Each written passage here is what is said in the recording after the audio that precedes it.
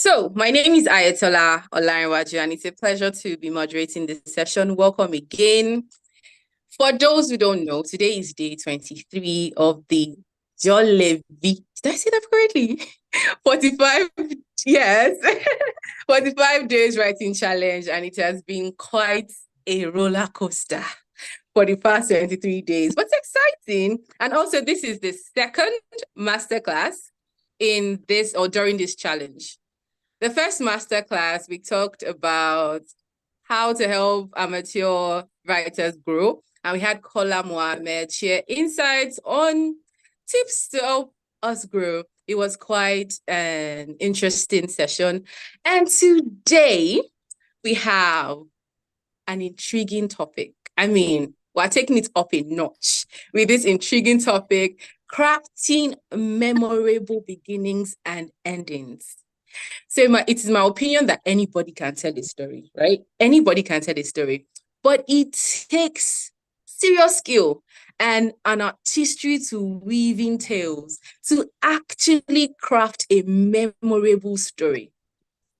Many times, yeah, we already know that, okay, there are three parts to a story: the beginning, the body, and the end. And most of us tend to concentrate on the body, the meat of the matter. That's what we want to know about. So we ignore that part in the beginning and ending that holds a very strong significance. It's the one that keeps people seated. Even when they say, let me just pick this up for 2 minutes, let me just do and go, and they are stuck till the end. They don't drop it. Yeah. So I see you nodding because you understand that this is true. That thing that keeps people glued. And that's why it's important as writers to actually learn the skills to put these words together, to have a captivating beginning that keeps people glued to their seat and an ending that leaves them fulfilled or even craving more. So today we are going to be delving into this topic with an amazing personality. And it is my privilege to welcome Ife Olujuyigbe. She's an authority in the realm of storytelling and literary finesse, yes, who has extensive background in filmmaking and screenwriting. So let me go into the thick of the profile. As an award-winning filmmaker, literary and screenwriter, Ife is driven by a desire to tell African stories from a fresh, authentic perspective. She takes pride in providing a brilliant script to screen experience in the most thought-provoking ways.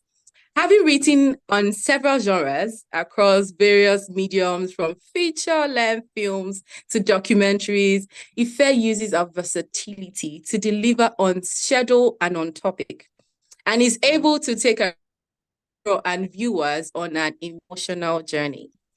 In her work, she has featured in anthologies such as Work Niger, The Book of Vocations, won literary competitions such as the SGNT Media Short Story Prize, been selected as one of Africa's best short stories by Writivism, won the Future Awards Africa Prize for Film, been nominated for an AMVCA, and written and produced over 20 projects for film companies and international brands.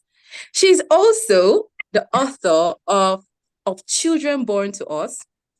Olujuyigbe holds a chemical engineering degree from Obafemi Awolowo University and a screenwriting diploma from Lagos Film Academy. She's recognized for her ability to mesmerize the audience with captivating narratives that lingers in the mind long after the story concludes. Please join me in welcoming Ife Olujuyigbe. Welcome, welcome, welcome. Thank you. Thank you so much, Ayatollah. I appreciate the intro. Welcome. Yeah. Okay, so Titi is on. Yeah, Titi. Yeah, as soon as you're ready, just give the prompts. Cool. Thank you.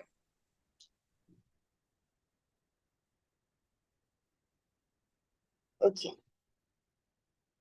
Can you make it fill the screen? Is it possible to do that?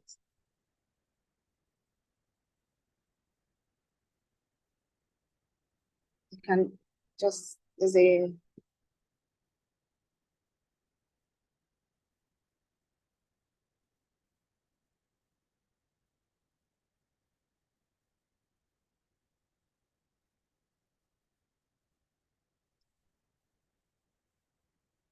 I think it, okay. I think it's the one beside it, the one that has the arrow. The two-sided, no, the one on the extreme right.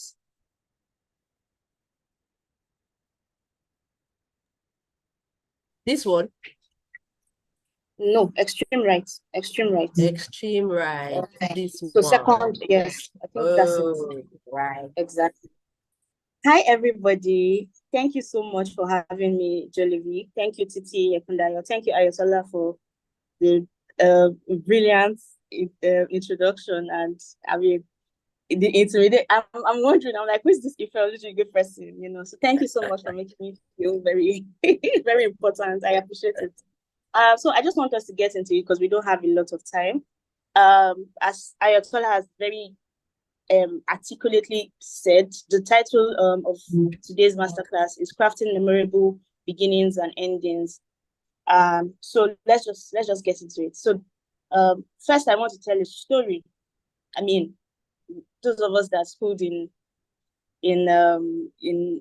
Nigerian, if you did your primary education in a Nigerian school, you would have heard, not even school alone. I mean, generally, if you watched TV growing up, those of us that were in the era of Tales by Moonlight, we know that the first thing that you hear is once upon story, everybody says story, and then once upon a time. So I just want to quickly go on a on a short journey of how I've gotten here. I remember that I was sitting, it's a while back that I was telling about some of the very high pressure situations that I found myself in as a growing writer. I remember that I used to have a community on Facebook of writers, just as a young person wanting to, express, and you don't even really know how to go about it. I teamed up with a lot of writers on Facebook then from different parts of the world. And I remember that they would organize competitions and all of that. And some of them were flash fiction competitions that required us to turn in a lot of things within a very short time. And, the pressure was a lot. It was like a tournament. It was like how like football tournaments are. So there's qualifiers, there's, quarterfinals, there's semifinals, there's all of that. People will put their bets on you. There were prizes to be won. I put bits and pieces of all the different things that I've worked on in this one page, literary stuff that I've worked on. So I don't know if you can see everything, but there's the second item on this thing is, it has like a Dufil logo, a Lenovo logo. This was one of our competitions back then. And in that moment, it required you to come up with something as quickly as possible. You had to think on your feet. So imagine that by 10 o'clock, they give you a prompt and say, tell a story. I remember there was a time, this particular edition, the one that I found and put in this presentation, it was supposed to be, I think we were supposed to tell a story set in Saigon. Saigon is a community, is a city in Asia. I was supposed to tell a story set in Saigon and have they just had like some very difficult, it has to have a lead female, it has to have this, it must be funny, and we had to turn that in like 4 hours. Now this required me to also have options. So I would come up with like 3 different ideas, and then I'll quickly write them as quickly as possible. And then, because at the time I didn't even really have people around me, I would send it to my sister who was living in another country. I say, read these things, tell me what you think. And one of the things that did for me, along with all the other different things on this slide, there's the critic challenge. There's I did a project. I just concluded a project for the UNDP. It's a documentary, a 12-part documentary that I was head writer for. I used to write reviews for TNS. I used to write a column for the Naked Convos, anthologies, Walk Niger, anthologies, the workings of a feminine mind. There's this one that has a note for Christmas, was also an anthology for African stories and all of that. And one thing that that was a unifying factor for all of these things was I had to think on my feet. I had to figure out a way to grab people's attention as quickly as possible and leave them wanting more. In fact, it was so tough that that, we had critics like on ground, critics on ground that were just ready to read. People that would just come randomly. They have had a hard day at work and they are looking for who to throw their frustrations on. And then they'll just come and click on the competition and see what people have written. And then, maybe it's your story 2, but of course they won't tell you who wrote story 1 or story 2. And then they'll read it and say, what is this nonsense that story 1 writer wrote? Who is this person? This person should never write again. And you would get all those criticisms, and they were brutal with it. They didn't care for your feelings. They didn't want to know. They just wanted to read something engaging. And if they were not entertained, it didn't matter how much work you put in. And I realized also from, that experience of my life that nobody really wants to hear the, I worked so hard on this content. Oh my God, I spent several hours. They want you to put out something that they like. That's what the world knows. That's what the world understands. And so the moment you are not able to hit that mark, you really have failed in that endeavor, because really that was the goal. The goal was get my attention, keep it, and make me feel something at the end of it. And so I think generally that's the whole point of storytelling. You cannot, the world that we are now, especially the post-pandemic world that we are, a lot of people have become content creators. Like it has become smaller in a sense, because everybody, now has something to say, and everybody is trying to get people's attention. And somehow you need to be able to do that as quickly as possible, because our attention span is also just as the world is advancing, our attention span is also, getting smaller. So, we need storytelling across board, whether you're working tech, you work in, maybe you own a business, you own whatever it is, you need to be able to tell your story as clearly, as concisely as possible, and achieve what you want, people to get from your story. You want to be able to sell whatever it is you're trying to do, or trying to sell. You want to be able to get your thoughts across properly. And so that's why this is very important. And that's why I had to quickly take us on, okay, this is why I might know a thing or two about this, because I've done some of this work. We can move to the next slide.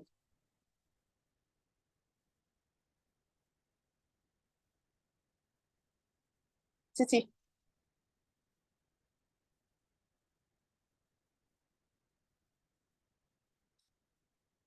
Okay, so while we wait for the next slide, this was for literary work. I also wanted to, because I know that there was a lot of emphasis on film in my introduction, so I just wanted to also point out some of the things that I've written. Some projects for techno here. There's the one that got an AMBC nomination, When Are We Getting Married? It's a web series, and all of that. And the thing about writing for screen, so there are similarities between writing a book or writing like a literary piece of content, and then writing something for the screen. The similarities is that at the end of the day, you have to be able to get people's attention. You have to be able to keep it, and you have to be able to end, on a bang. Now for film, it's a bit, the way you would write it will probably be a little different. So during the course of this conversation, I'll talk about cold opens. I'll talk about, some other terms that we use when you're writing, especially like a series. You want to start with something. There's a system to these things. As much as, people are just creative and, they have the ability to craft things, there's also like a method to this. So we're going to get into it, but I just wanted to also point out some of the things that I've worked on for screen as well as a writer. So we can just move to the next slide and get into it. So now let's talk about beginnings. Beginnings are probably like the most important part of any piece of writing, because anytime I know for a fact that my continue watching on Netflix has a lot of shows that, and this is me, that I'm a filmmaker. I'm very patient with film. I'm very, very patient, but it has a lot of content that I opened and then I left and I never went back to.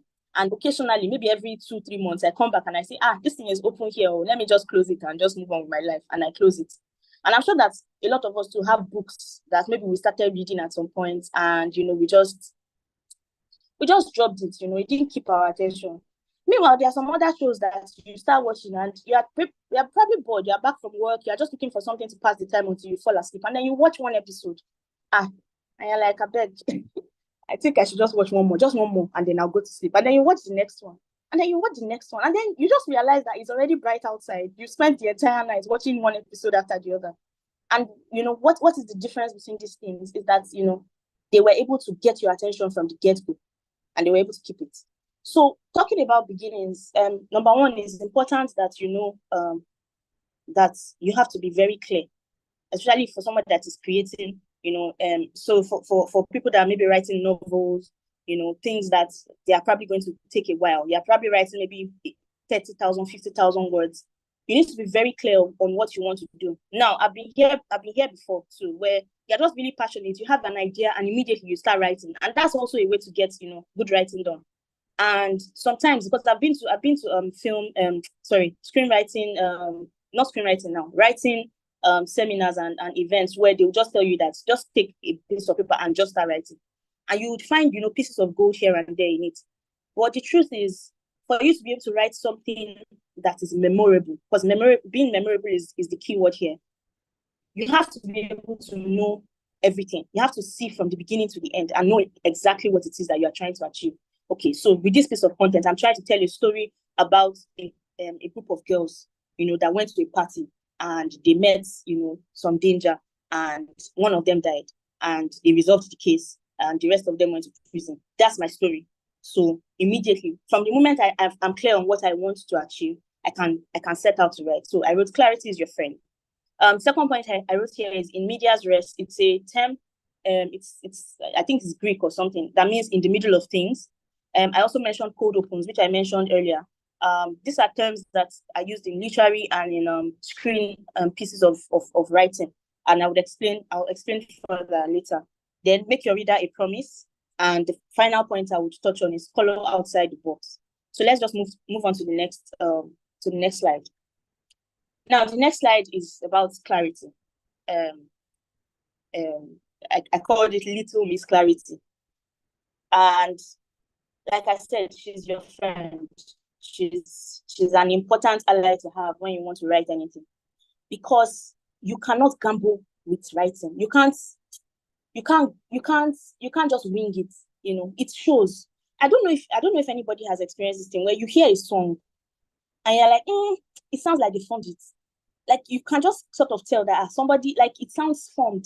I don't know. This is something I always say, but I don't know if other people have experienced it before.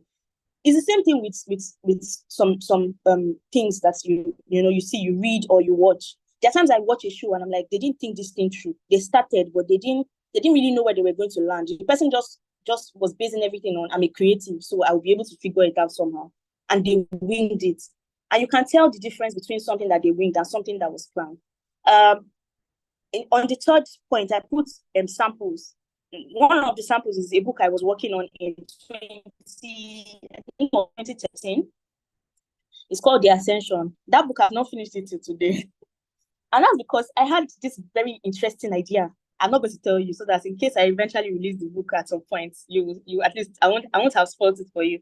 But I had this very interesting idea of, oh my God, I want to see different people's versions of this particular event. It's life-changing, everything, and this and this and this. I will just start out and we see, and I started writing. And trust me, I had a brilliant first chapter. It was so nice. Like I would go back and just read it and say, if I did right, and I'll feel good about myself. And then I wanted to write chapter 2. I'm like, okay, let's go. Chapter 3, let's go. And then I got to chapter 4 and everything just started looking like, Arabic in front of me. I'm like, okay, so, and then, as you're writing it, you now remember that, you already said that this person is 30 years old in chapter 1. And now you're talking, your voice is sounding like somebody that is 18. So now you have to go back to chapter 1 and go and start rewriting some of the things that you wrote. And one of the things that lack of clarity does for you is that you think that you're moving fast. You think that, I'm going, it's flowing. But then it slows you down way more when you don't have, because it's the same thing with, sorry that I'm digressing, but I just want to get this point across. So, for example, to-dos. I do a to-do almost every day for the day. So when I wake up, I'm like, okay, let me just quickly do, like, just scribble something down for, okay, so I'll do this. Even something as mundane as, I'll throw out the trash, I'll wash dishes. I just write everything down so that at least I know the things I need to do. And then I realized that there was a time where I stopped writing to-dos because it was just I felt it was just very time consuming. Like, just wake up and get it rolling. Don't stop. And then you just realize that you are spending way more time trying to figure out what to do during the day because you did not plan it at the beginning. It's the same with writing. As soon as you do not The moment you do not plan, for how the whole thing is going to work out, you will start to wing it. It will start to take more time. You will start to seem incompetent. And at the end of the day, even what you had in mind to achieve, you might not be able to achieve it in the end. You might get stuck, or you might just lose the audience that you have managed to get by compelling first line or first paragraph or first draft. So it's very important that you have a general idea of the entire work before setting out. It doesn't even have to be very detailed, but at least have an idea. Know where you are going to start, where you are going to meet the characters, know where you are going to and where you are going to end. Okay, so this person's journey, it starts here. Where does it end? It's important. It's very important that you know that. It's so important. Figure out the pacing, the tone, the direction that you need it all to go. So, for example, do you want to use a voice of a narrator? Do you want to infuse? I mean, I don't know if anybody has watched Jane the Virgin. The narrator is such an interesting character. The narrator is probably like the most interesting character, and that's such an interesting show. But they had a narrator that was saying it as though he was writing a book. So every episode of Jane the Virgin, I would recommend that you watch it if you have some free time. Every episode of Jane the Virgin had a chapter. It had chapters. So there was chapter 1 because the lead character was a writer. So they planned it out in chapters. And then you have chapter 1, and you will see how in chapter 50 something, you will see how it connects to chapter 1, because from the beginning they already had this plan. They figured out how they wanted it to be. It was supposed to be light and breezy. It was supposed to be sort of comical. It was supposed to draw you in. It was supposed to feel like you were watching a telenovela, but you were also watching, it was supposed to be this magical world where all of a sudden the plants can just start singing. And they figured all of these things out from the very beginning. So you don't want to start something that you're writing, and this even goes beyond fictional writing. Maybe you're writing an article on Medium. You don't want to start something, and then by the time they get to the Medium, they are saying, okay, what exactly is this article about? Because this person started with Gary, and now the person is talking about the economic situation of Nigeria, and I can't really see the connect. I mean, now that I mentioned it, I'm seeing the connect because Gary is expensive now, but still, you know what I mean? So make sure that you figured out everything from the very get-go. You know how you want it to, you know how you want to sound. Sometimes you don't want to sound the same in some, maybe you're even a ghostwriter and you're writing for somebody that lives in New York. I remember I wrote a script for somebody that was in Atlanta at the time, and I've never been to the US before. And so I had to do a lot of research and everything. And when I was writing, there was a temptation to make it very Nigerian. I mean, Ayotola read my bio. I tend to want to tell African stories because that's what I'm familiar with. I mean, even if I've not been outside of Africa, I've been to some places in Africa. And in a way, I'm just very passionate about Africa. So every time I want to tell a story, I'm like, I want the Africanness in me to show. And I remember writing this thing and thinking, hey God, hope I'm not giving this white Caucasian guy, I'm not giving him Nigerian lines, So you have to do all the research that you need to do. Make sure that the tone is consistent. Make sure that you have figured it out before you start. I want to also mention one more show, Lost. I don't know if we watched it. This was a show that was popular I think it started in 2005. For those of us that are, millennials and whatnot. Started in 2005. Did it start or it ended? I think it started in 2005. And it was such a compelling premise. It was supposed to be, these guys, they were on a plane and the plane crashed in the middle of nowhere. And all of them from different walks of life. They don't know each other from anywhere. Some of them are criminals. Some of them are, medical practitioners. So many kind of people from different diverse backgrounds, came together to survive. That was the idea of the show. Now, they brought very interesting characters and everybody was loving it. I remember that, back then, it's not like we had a lot of shows to watch. We didn't have so many options. So it was easy for us to stick to one show. At the time, all of us were still watching the same things.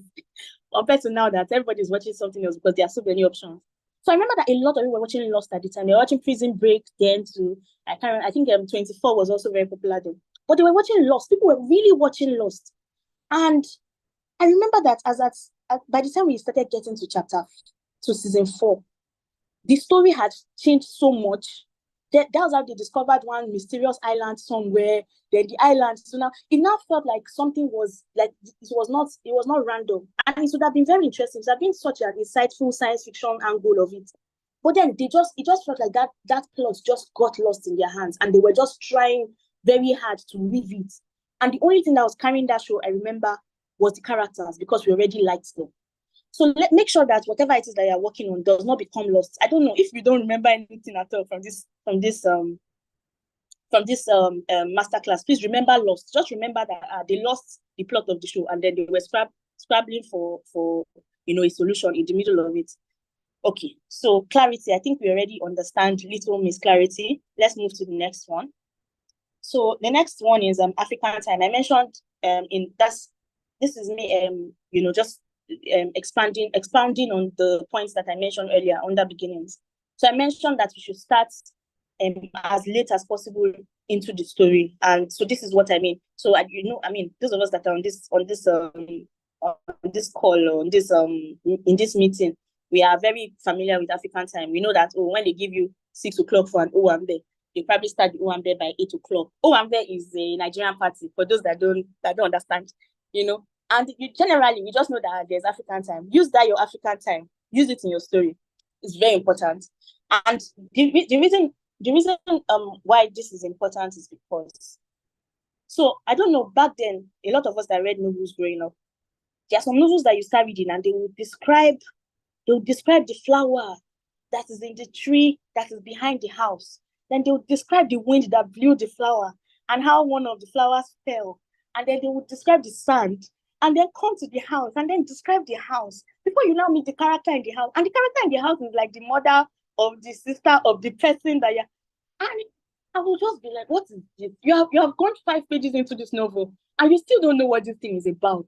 If you are not patient enough, or if you are not bored enough, you will throw it away and just move on with your life. And so this is what I'm also, because a lot of us, grew up with that mindset that, this is how to write writing that is compelling. This is how to sound, respectable when you write.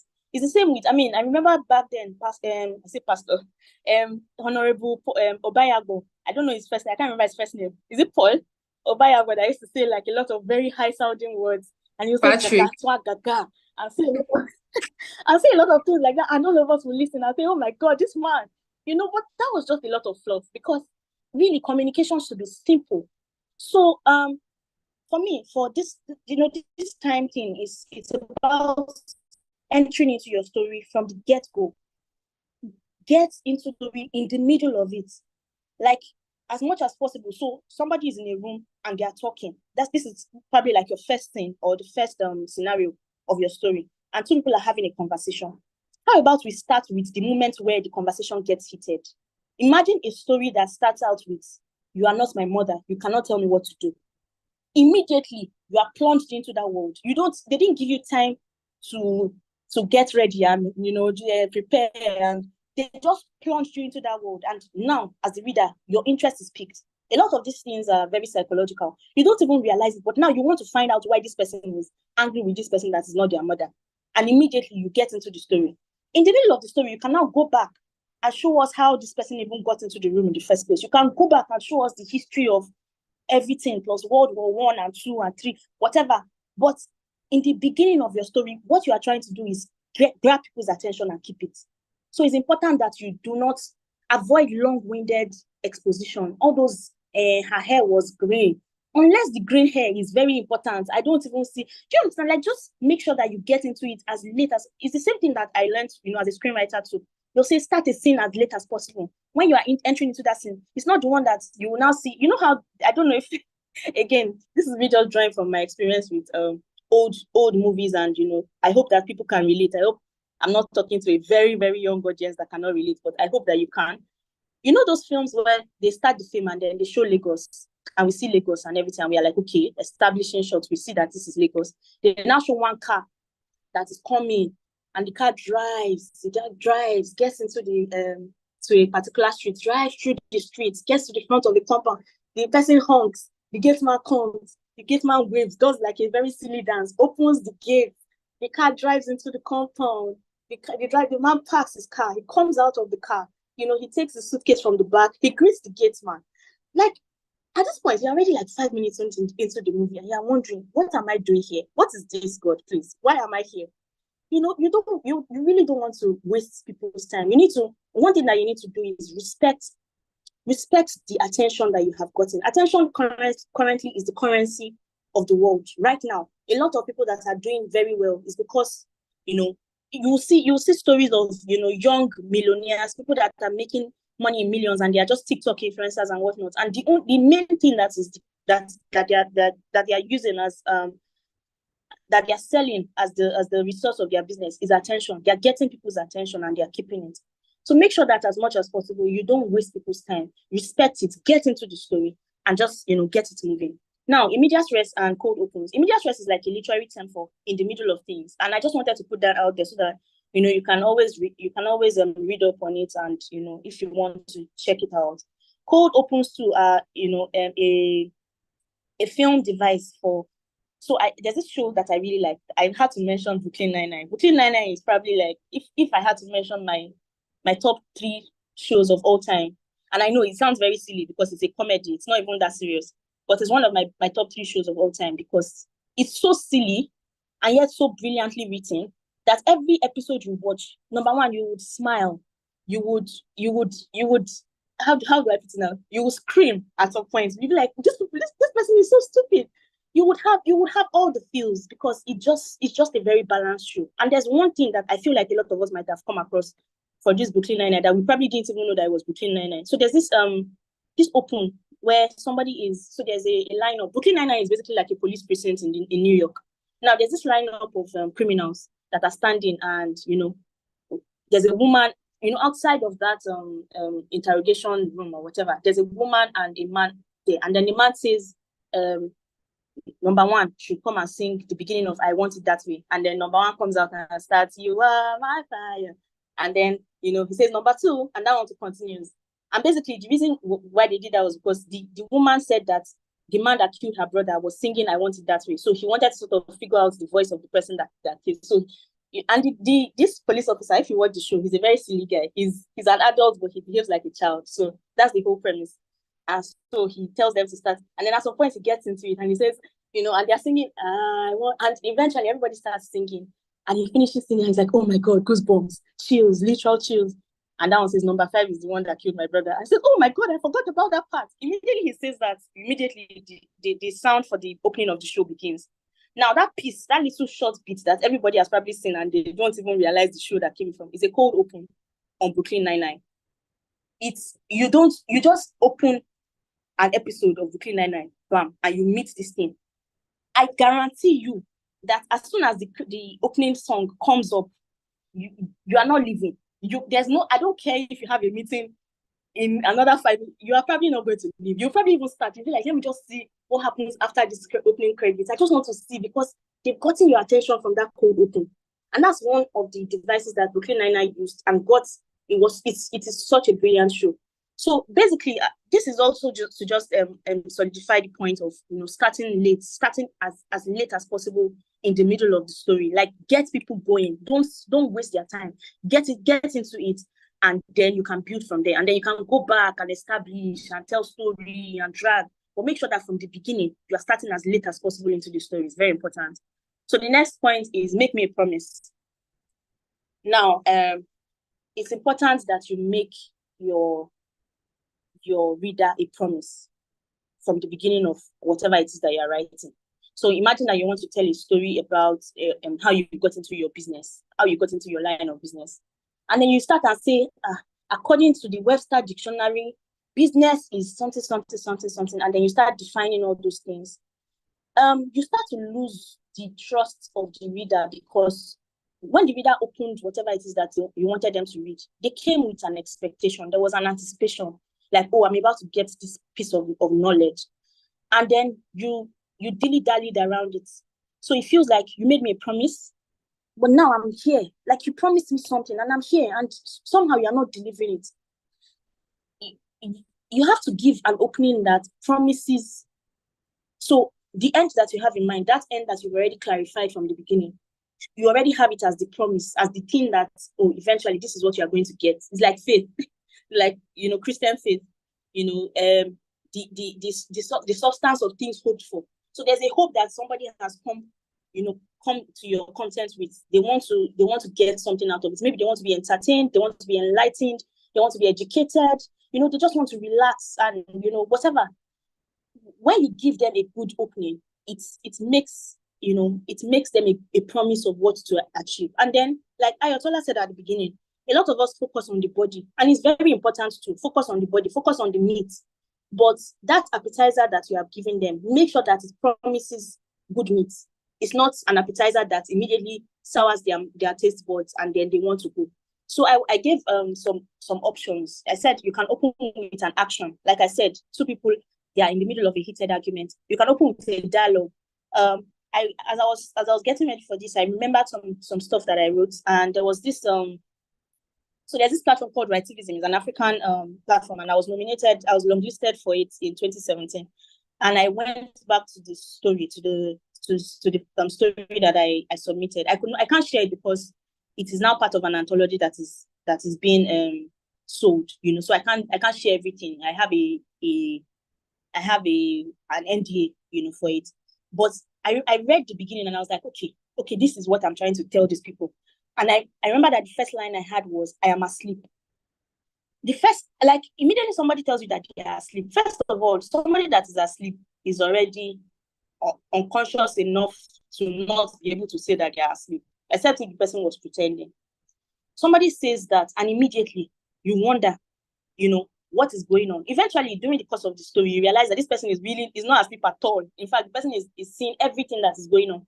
But an action like that, where the person just says, I'm asleep, it's like oh my God, what is this person? Like, why is this person asleep and talking? Or you start a story with something like, let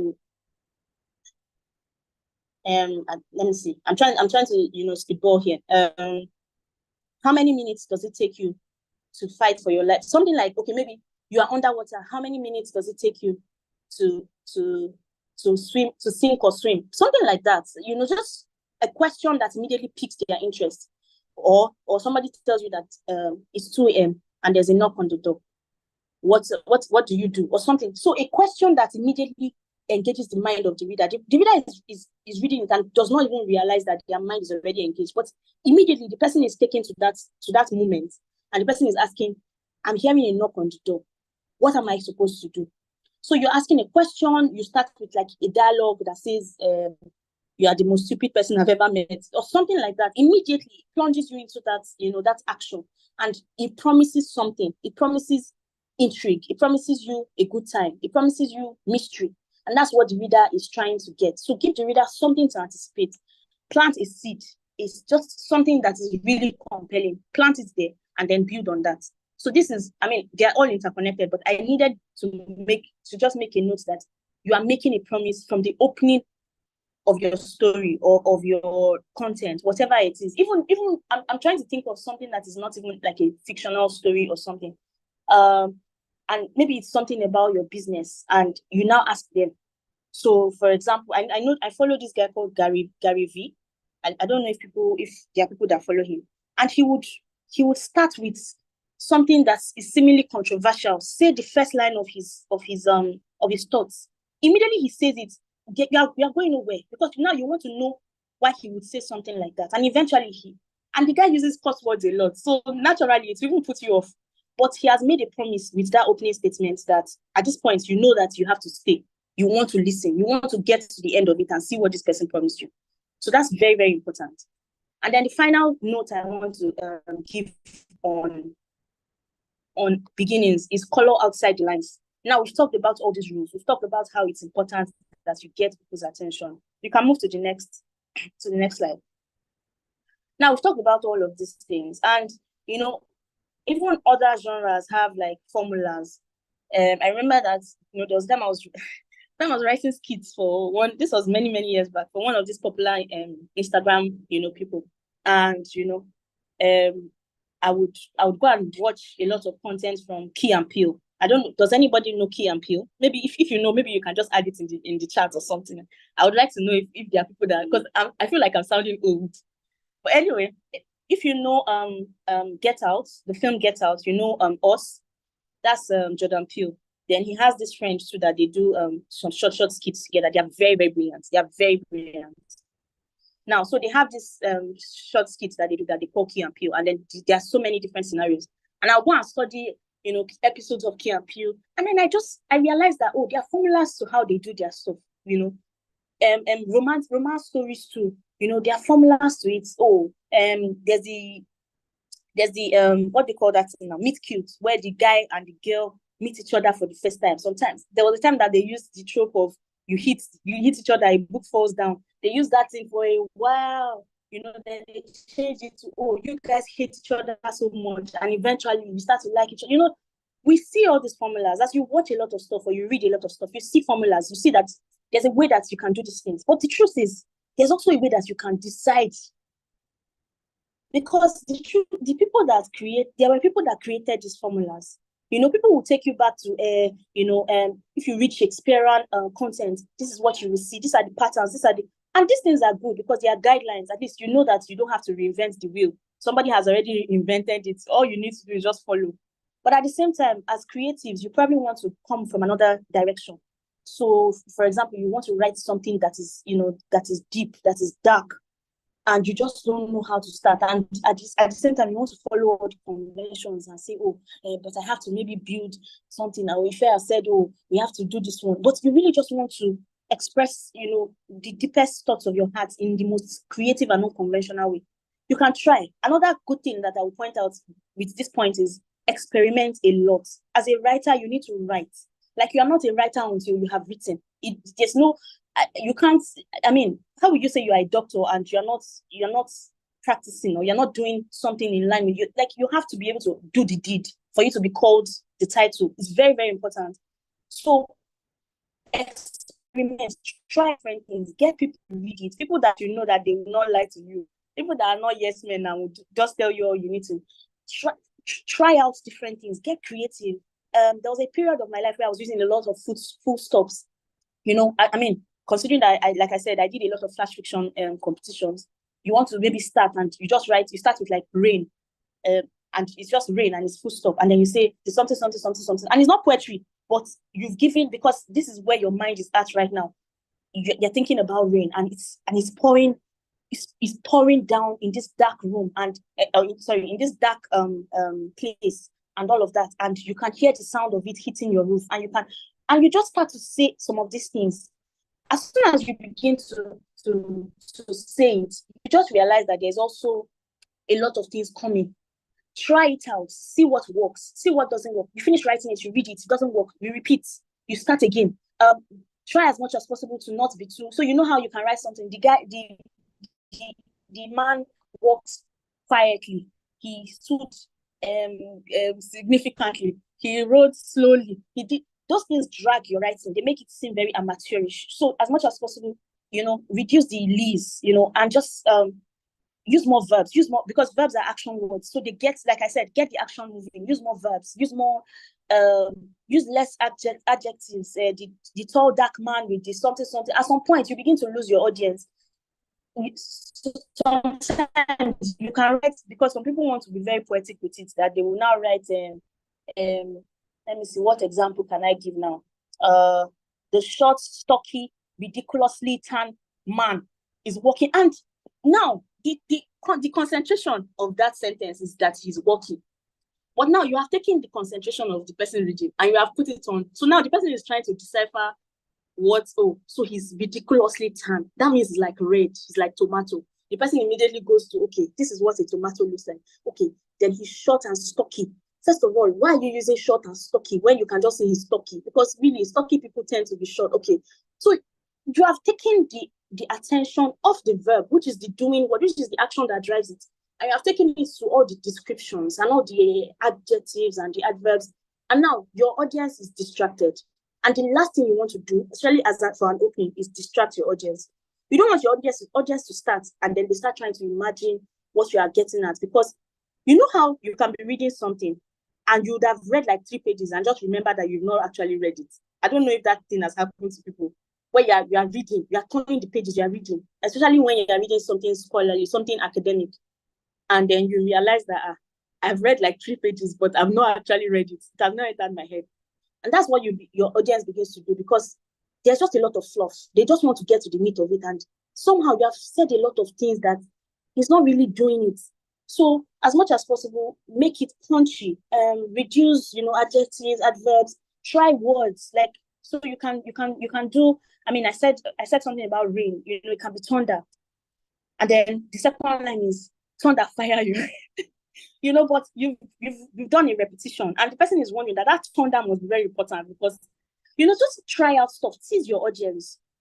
and play with it a little bit and see what works. If it doesn't work, start again. Experiment. It's very important. Break some rules if you have to, but just do your best to make sure that every time that your audience reads it, number one, they understand what you're saying and they can relate to what you're saying.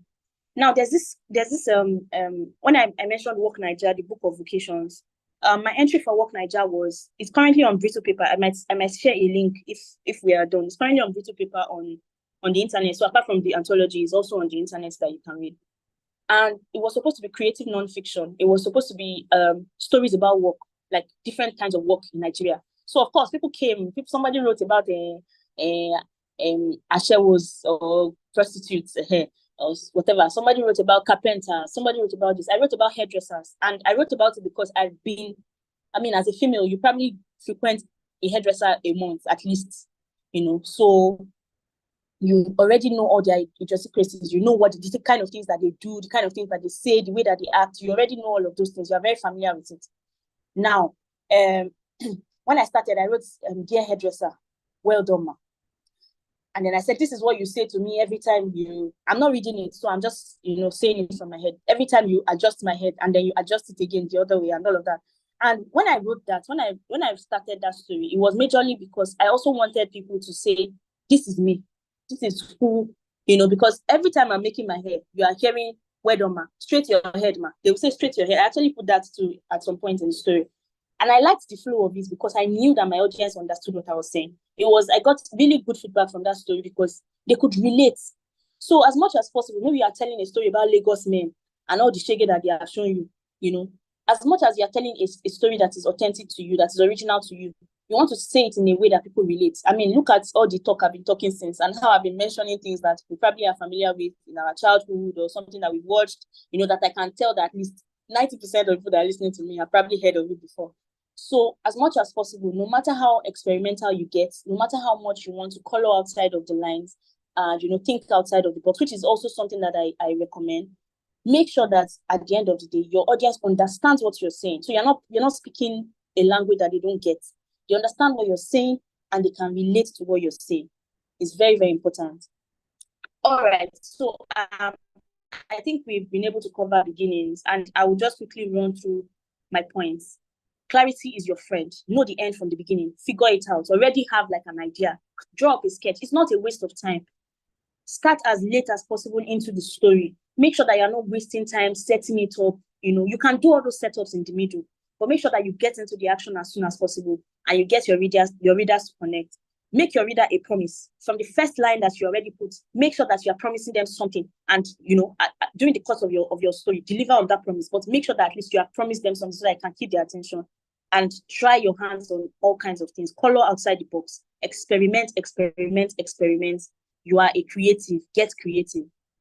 All right. So now let's go to the other part of this talk. Oh my God, it's almost 8 o'clock. I'm so sorry. This is going to be very short. Endings. So I just put all the points for endings and I'll just quickly touch on each one. Consistency is key. So you want to make sure that the way you started is the way that you finish. Don't start out with a narrator and then end it with an inner voice. You make sure that, and that's why it's important for clarity to be the first thing so that by the time you have figured out how you want everything to go, you can stay consistent to the tone of your story. The second point is finish what you started. Make sure that, you start a story about a girl called Ayotola and, everything. Make sure that we see the end of Ayotola's story. Let us see her journey. Don't create characters that you're just going to toss by the roadside because it's convenient. Make sure that you follow the journey of the characters. Give us characters that are well-rounded, characters that grow.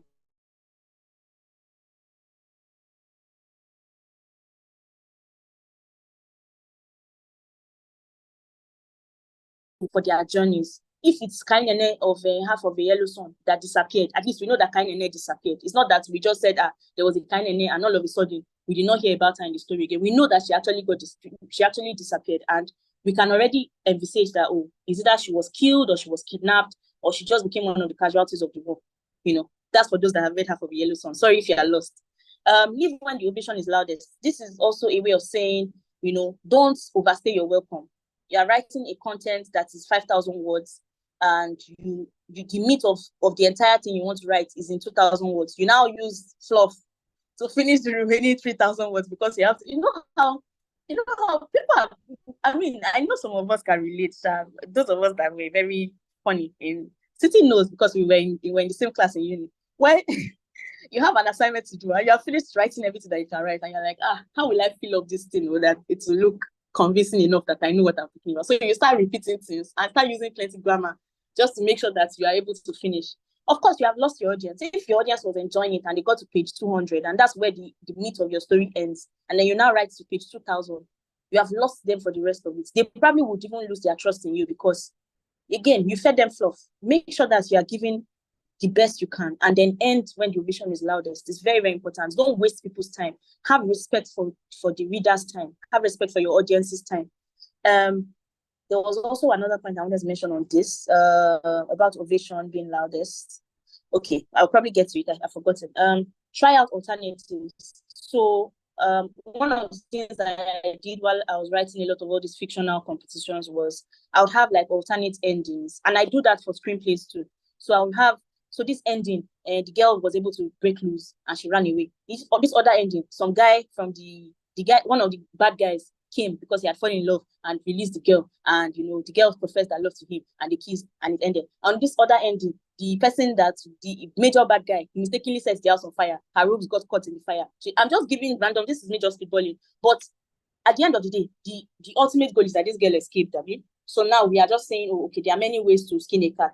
There are many roads to the river. Let us try out different endings and just try them for size. See what works, So occasionally I would send it to my clients and say, these are the endings that I have. What is the strongest? Which one do you like most? In fact, there's this film, and let me just quickly do small publicity. My film is currently in cinemas. It's called Egun.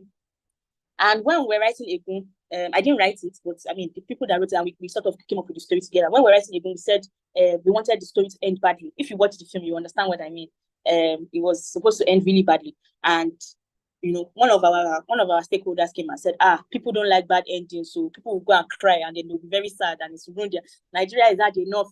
This one, somebody is going back into Lagos traffic, at least let them be happy, give them something to be rejoiced about. So we said, okay, let us have an alternative ending. And then we came up with another alternative ending. And this person came back and said, this ending is not happy enough. People are still not going to, and then we tried out so many alternatives. And at the end of the day, we came up with an ending that when I was at the premiere and we watched it, everybody was happy with the ending.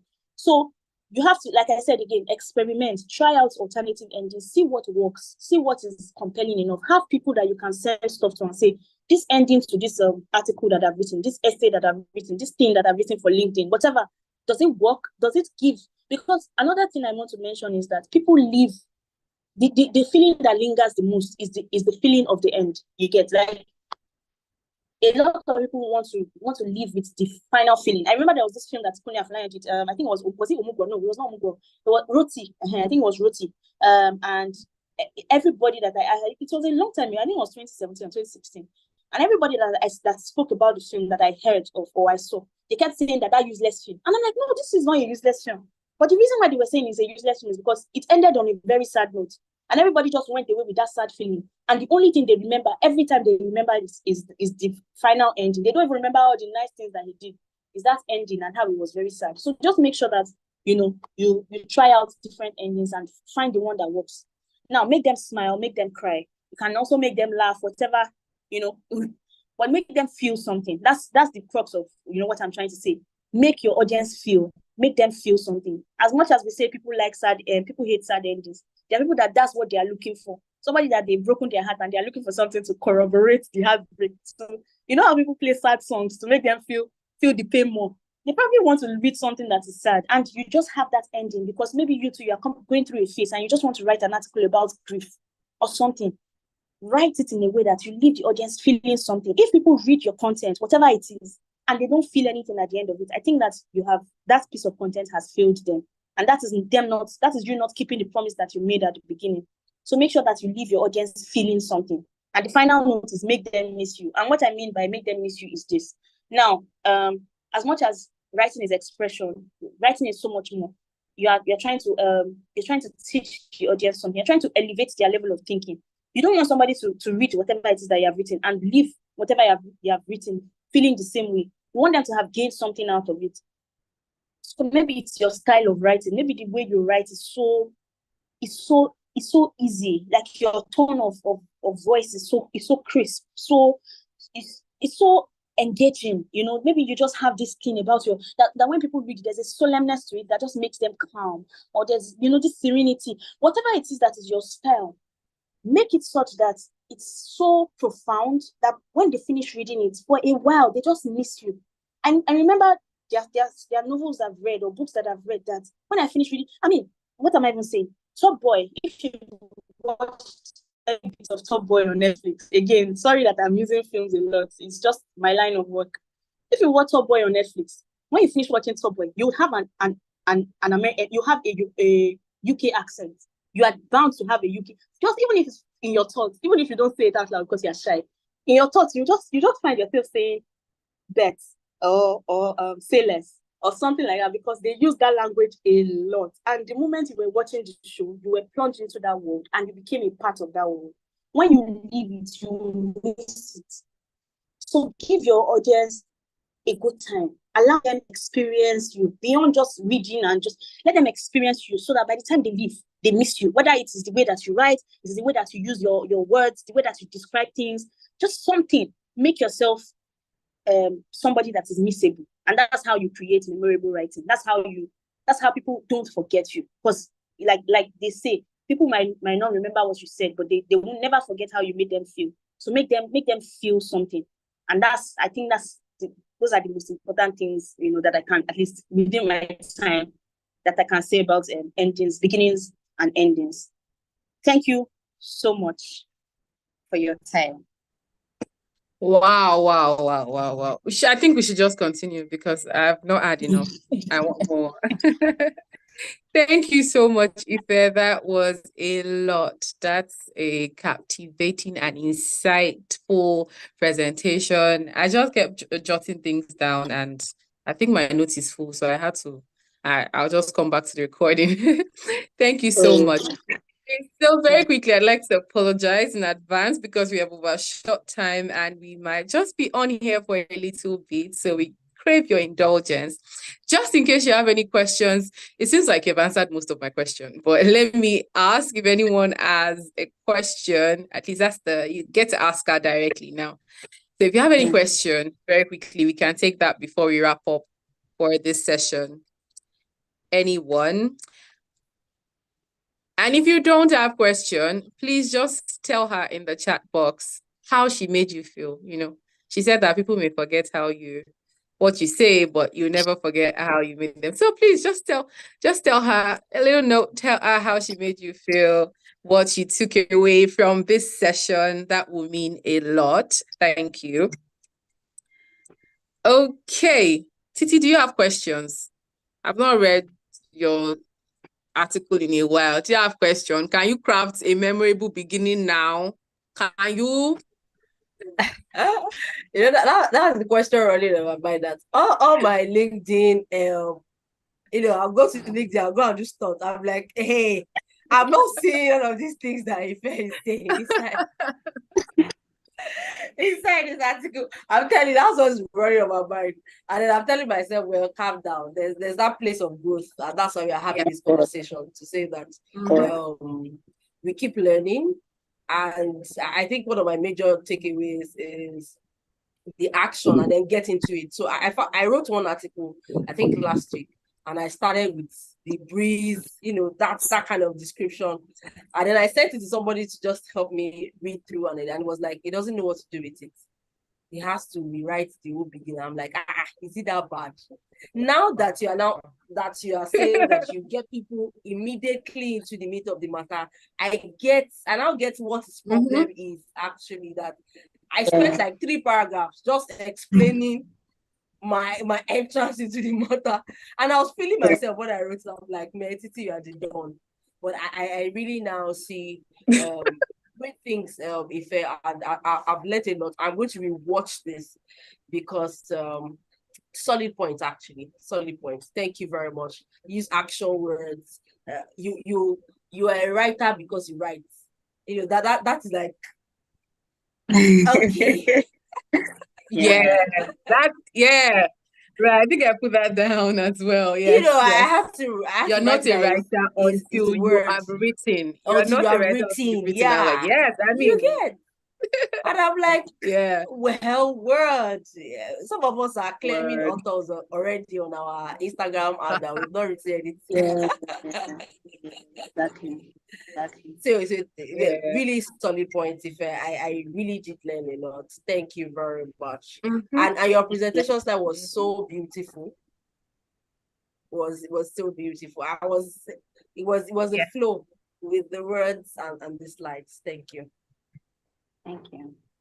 Yes. Thank you very much. Thank you, Titi. Yes, and we have some thoughts, feedback in the chat box. Also, thank you for the presentation, insightful presentation. Yes, I completely agree. That was really, yes, and I loved how you communicated with us. It was just on that chill level. We're able to relate with the stories, had a lot down, and I think that a summary of the things, at least my understanding of what you said, I put it down where you said color outside the box. And then you kept saying, but you keep relating with people. So I wrote down color outside the box, but don't lose the box, right? So even while you want to explore, remember your audience.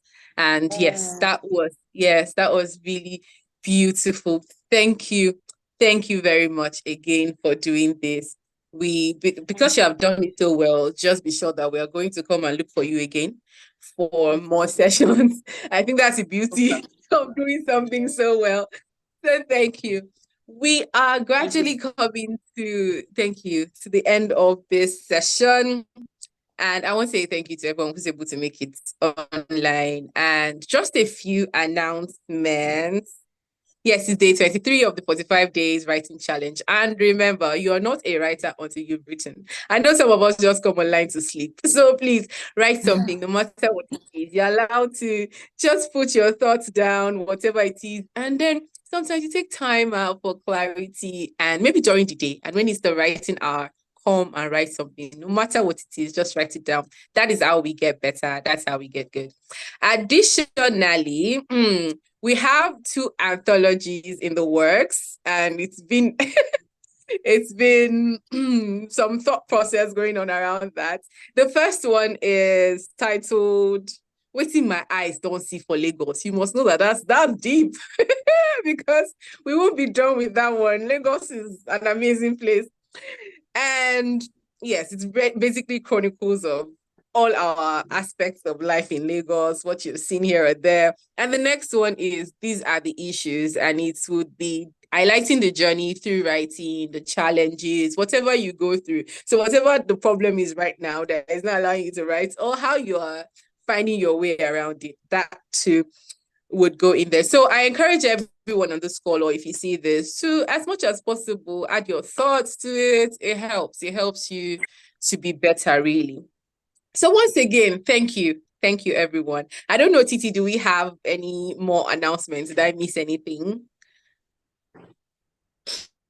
No? No, I think you covered it. We will just share with those interested, we share the brief of the anthology so that they can participate. Yes. Okay. So yeah, and I think Ife said she was going to drop something in the chat earlier. I don't The link maybe to yes. Yes. The link. Okay, so I would find it now and drop it. Just give me a sec. Yes, and feel free to drop your social media handle in case people would love to connect with you. Thank you. So thank you very much. You have a movie in the cinema. Could you tell us about that? Yeah, okay, lovely. So, yes, your movie. Yes, so the film is called Egun. I'm the producer of the film, and I'm begging you all to please go and see it. It's a good time, really. It's a thriller, an office thriller. So it's majorly based in like an office space, so in the corporate world and everything, and then something horrible happens, and it's like a day from hell. So Egun is cursed in Yoruba, but of course it's an English film.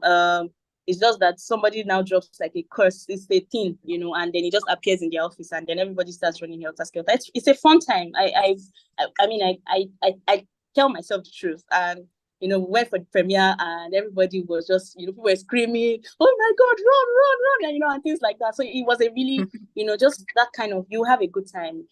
Please, if you have some time, you're free, it's showing in cinemas everywhere, just go see it, have a good time. Let me know what you think about it. I was the producer, not the writer, so, let me know too about, the writing and whatnot.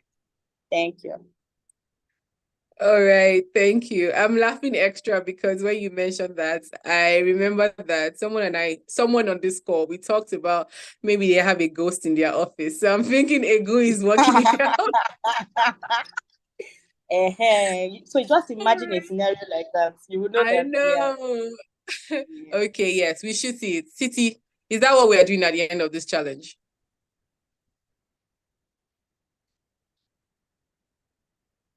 Yes, Audio. I think we can do it. If it's still in the cinema, yes, we can do it.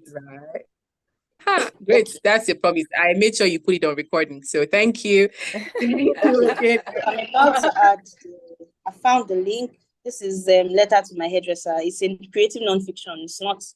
So I've added the link to the chat. You can just go and read it and see. Yes. Okay. Thank you. Thank you very kindly. Thank you again for the session, and thank you to everyone. It has been amazing. And we bring this session to a close. We'll communicate information on the next masterclass or the next event coming on. Titi, please share the link for the form in case anyone is just joining and they're not from the group so that they can see that. Thank you, and I'm signing out. Bye, everyone. Bye. Bye. Thank you.